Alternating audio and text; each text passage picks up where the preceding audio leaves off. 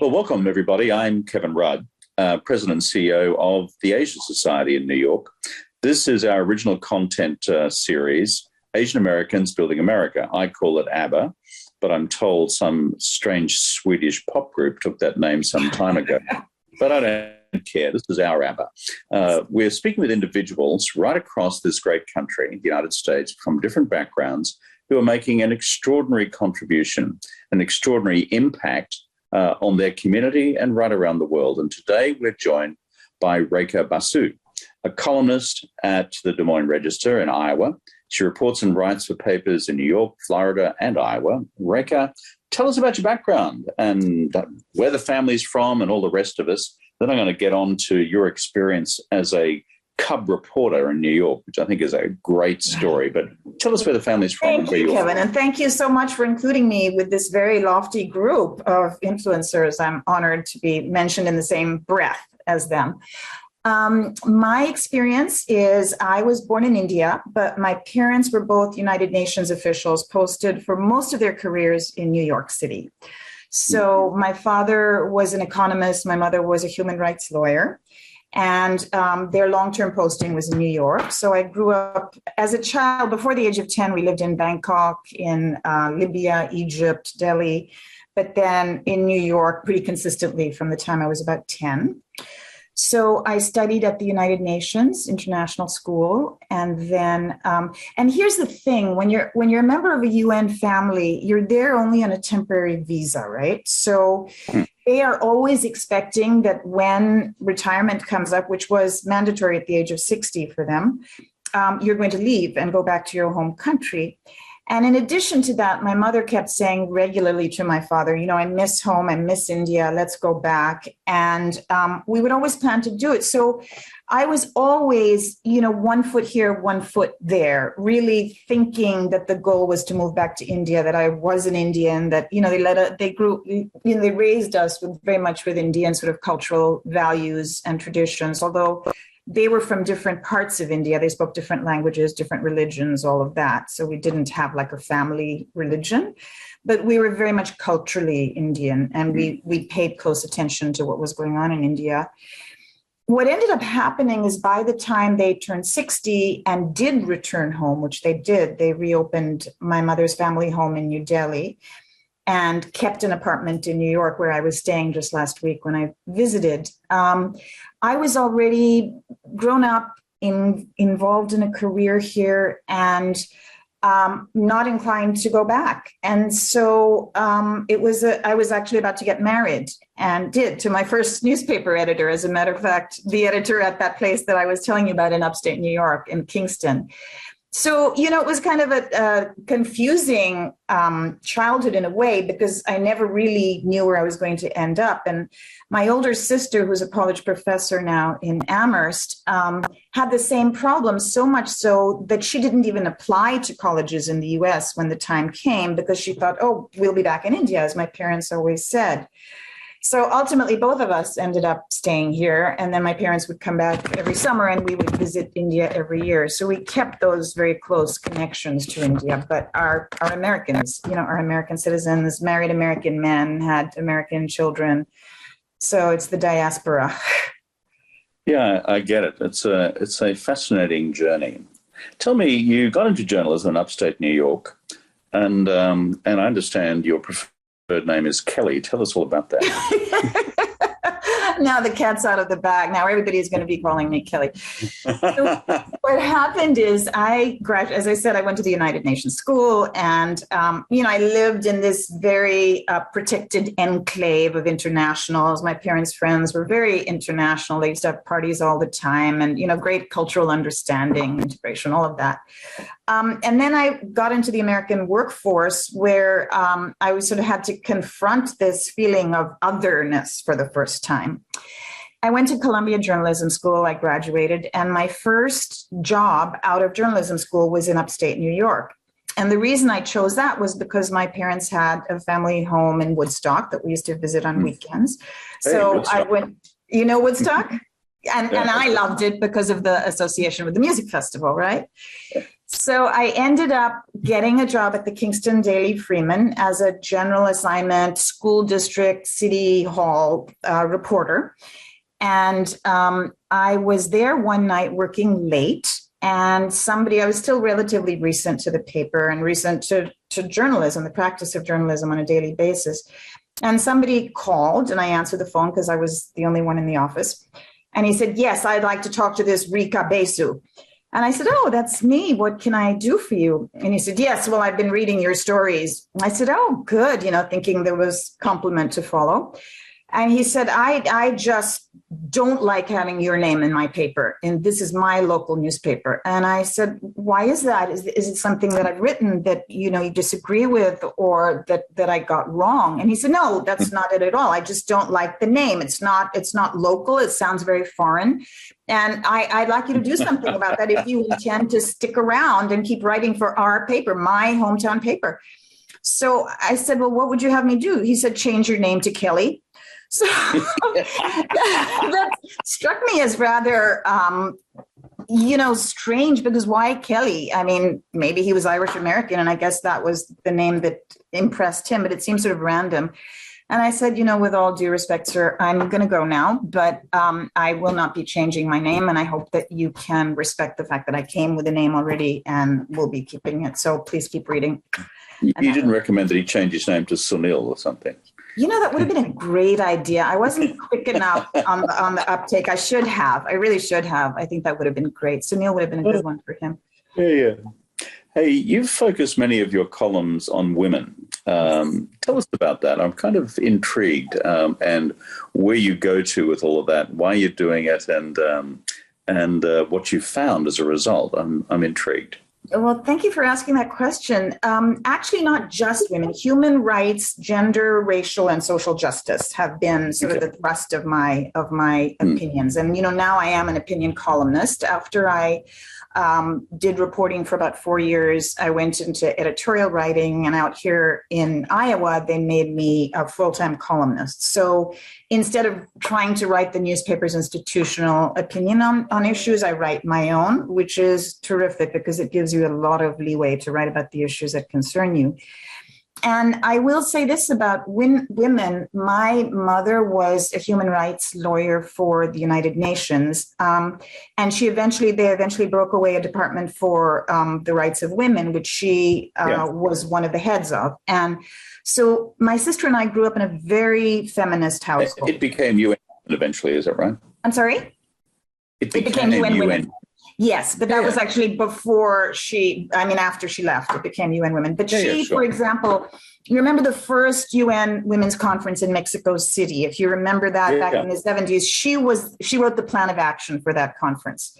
And she also had sort of a rebellious life story. She came to the US. Her parents were expecting to have an arranged marriage for her in New Delhi. And she said, "No, I want to go to law school in the US." And she had already gotten an LLB, LLM in India. So she applied to Yale and got a full fellowship there and came out to the US as a young woman. She was one of only 2 women in that class at Yale that year. And they were very new to accepting women in the law school. Had a wonderful experience there, didn't go into practicing law, but joined the first class of UN interns, I think it was, in that time. And met my father there, and he had come from Calcutta, and different route, and he was an economist, she was a lawyer, and they met, and they came from completely different family backgrounds, socioeconomic, religious, regional, everything, but fell in love, got married against their parents' wishes, had my sister and me. So we were very aware of women's rights issues from the start.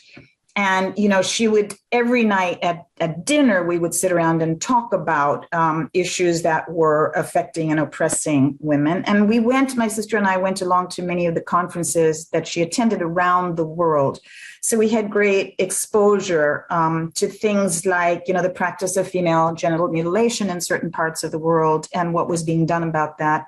We also, but not only the atrocities, also the sort of sense of rebellion among a lot of women in those days that, was very effective. I mean, every time there was an official UN conference, there would also be kind of a people's conference where just regular people from those countries would show up and protest, and people from all over the world protest. And so those were kind of the freer, more lively confabs where you would go to get abreast of the issues and, you know, the social injustices, the gender injustices that women were facing in their own lives and get really inspired. So one of the first pieces that I ever wrote in journalism was on this practice that Britain had adopted of subjecting women who were immigrating, Indian women who were immigrating to England because they were going to be marrying Indian men who were already settled there. They had arranged marriages. These women would be subjected to virginity tests, as if there really is anything that can quantify for sure whether you are a virgin or not. Because their premise was, if you are coming here to get married, then you must already be a virgin. And so if you're not found to be a virgin, we're going to deport you. And that's what they did. And of course, as we all know, there's no way to prove that, right? And I approached... The blokes subject themselves to the same test? Yeah, no, the blokes were not subjected to anything like that. I mean, they just went on ahead and lived their lives happily. So I tried to pitch this story to a number of different newspapers and to Ms. Magazine, I must say. Nobody was interested in it. Nobody was interested in it. They just, you know, Ms. said, oh, we ran something in our little blurb about that, you know, some time ago. And I don't think people are mostly interested in American women's issues here. It's a stunning story. The stunning story. And there were a number of different stories like that about women that I was trying to ship out to various newspapers, and they were not interested. So I would get them published wherever I could, like the Valley Women's Voice, which was this tiny alternative newspaper in Massachusetts, in the Springfield Amherst area, and just wherever I could. And that's why I had sort of gone into journalism. So then I decided I had to learn how to network and shop these things and get them published. So I went back to journalism school, and, you know, that was kind of how that all happened. But yeah. So last question in our discussion is, give some advice to young Asian American women who are contemplating a career in journalism. They've got to deal with still some residual prejudice. What's your word of encouragement to, let's call it your younger sisters as they're embarking upon their passion, given all that you've been through? Well, I think it's a wonderful profession. And I would encourage anyone to take it up, because you really do get to speak truth to power by illustrating people's stories and thereby illustrating larger causes that we are all in this fight for equality and justice. The problem is, I guess, that journalism, especially print journalism, is undergoing many, many changes in the United States. And I think maybe more in the US than in other countries. At least I see that India still has a flourishing printed press, and many daily newspapers come out every day. But here they've been shrinking and shrinking. And the focus is really on online journalism. So you have to become quite savvy at using social media to get the word out. And that was not something I was prepared for when I got into this. I was very much of a print journalist. So I think it's important for young people to be online a lot and to get the hang of that. And I think there's both good and bad in that, frankly. You know, sometimes it's very hard to filter what's real and what isn't, what's real news and what isn't news. And there are so many alternative newspapers as well, some of which are extremely good. There's a voice for everybody, so it's a democratizing force, the internet has been, but it's also a bit complicated because a lot of people are just not reading a daily newspaper anymore, especially young people, sadly. They're getting their news from Twitter. Whatever the headline is on Twitter is where they're going. And they may not be loyal to a particular regional paper every day. But I would say for someone with our background as Asians, there are so many things that deserve to be reported. Our stories need to be told, how we got here, what we've experienced, what we've contributed to American society. You know, our cultural adaptations, which can be quite difficult sometimes, are all worthy of reporting. And also our connections to our homelands and what's going on there, and how the U.S. and what it does influences what's going on in those native lands. So it's very, very satisfying. And I feel extremely passionate about what I do because it's opinion and I can help to set the agenda and I can inform and illuminate about issues and countries that people really don't know much about. I'll just give you one example. I went to Ethiopia. I lost my husband back in 2006, and he had ALS, a really bad case of it, Lou Gehrig's disease. Yeah. And I just had this fantasy after he passed about going to Africa. I don't know why. I had never really spent any time in Africa. But when I came back to the office after my 3 days of bereavement leave, there was a letter on my desk inviting me to go with a group called End Gender Health, which was an NGO for women by women that was going to Ethiopia to look at the impact of George Bush's presidency on things like the delivery of AIDS medications and testing and so on. But also the other side of it was, total ban on abortion and you couldn't even under the global gag order, right? You couldn't even talk about abortion rights. So we spent about a week traveling around Ethiopia, and I had the most fascinating interviews with Ethiopian women about some of those issues. One of those was a sex worker who at the age of 10 was forcibly married by her parents with the pastor's blessing to a slightly older boy. And because he would refuse to not have sex with her until, she was of age, which was the custom, she fled the home with nothing and ended up going back to her parents' home, walking across the country. They said, no, you're a shame to us, so go away. And she had to make a living. She couldn't support herself being a waitress or anything, so she became a sex worker. And she talked about some of the ordeals going through that when, men refused to wear condoms to keep her safe, even though there was this push, and what she had to resort to and some of the courageous things that she did and the courage and the guts she had. And she said, I never want my daughter to go into this trade, but, I'm going to save up money to set up a coffee house for women who had to go through this just to make a living in this situation. And there were just so many other encouraging stories that, were just eye-opening to Des Moines audiences that read them about that part of the world. It's so good that you're writing these stories through a well-known and well-renowned Des Moines paper. And even I know about the Des Moines Register. And how do you know about it? Well, I follow American politics, and what happens in Des Moines is important in terms of the Iowa caucuses, and we follow these things. Absolutely. So it's an important platform, but it's also telling stories to what I'd describe as America between the coasts, and stories which are of local interest because we're all humans, and stories which are of global interest. So, Rekha, as we come to a close here, I'm so glad you decided against Kelly. Thank you. And if that jerk is still around, could I say to him through this broadcast, think of Sunil. It's a I love it.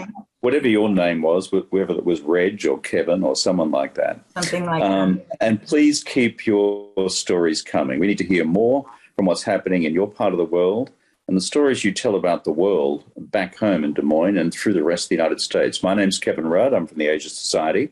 Thank you for joining us. Thank you so much, Kevin. It's been a pleasure chatting with you. Thanks for having me on.